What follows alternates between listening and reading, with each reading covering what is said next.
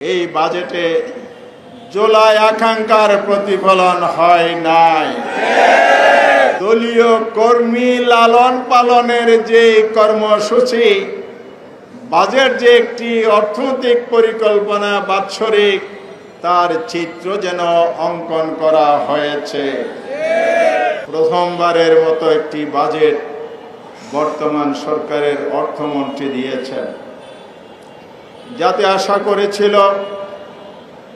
জুলাইয়ের বিপ্লবের যে চেতনা, দেশের পরিবর্তন এবং সংস্কার, আগামীর বাংলাদেশ, নতুন বাংলাদেশ, তার আলোকে একটি সুন্দর অর্থনীতি, সমৃদ্ধ অর্থনীতি এবং দেশের অর্থনীতিকে শক্তিশালী ভিত্তির উপর দাঁড় করানোর জন্য একটি বাজেট পেশ করা হবে।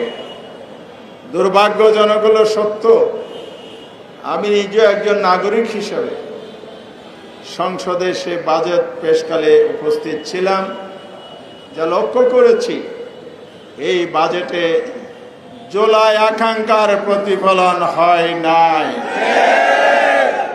আগে যেভাবে দলীয় ইস্তেহার এবং এজেন্ডা বাস্তবায়ন আর দলীয় কর্মী লালন পালনের যে কর্মসূচি, বাজেট যে একটি অর্থনৈতিক পরিকল্পনা বাৎসরিক, তার চিত্র যেন অঙ্কন করা হয়েছে।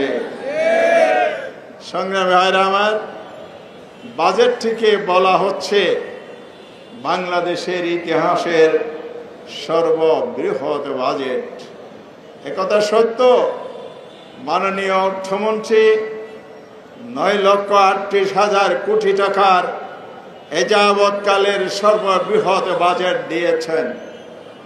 তবে সেই বাজেটের যে দর্শন এবং যে নীতিমালা আমরা দেখেছি, বাজেট বক্তৃতার মাধ্যমে যেটা স্পষ্ট হয়েছে, এই বাজেটটি হচ্ছে একটি বিশাল ঋণ নির্ভর বাজেট। এটা একটি বড় ধরনের ঘাটতি বাজেট এবং বাজেটের যে আয়ের উৎস, সে আয়ের উৎসের যে ভিত্তি এবং আমাদের সম্পদ এবং সম্পদ ব্যবস্থাপনার যে দক্ষতা, অবকাঠামোর দিক থেকে, প্রাতিষ্ঠানিক কাঠামোর দিক থেকে অত্যন্ত দুর্বল ভিত্তির উপর দাঁড়িয়ে এত বড় বাজেট বাস্তবায়ন কখনো সম্ভব নয়।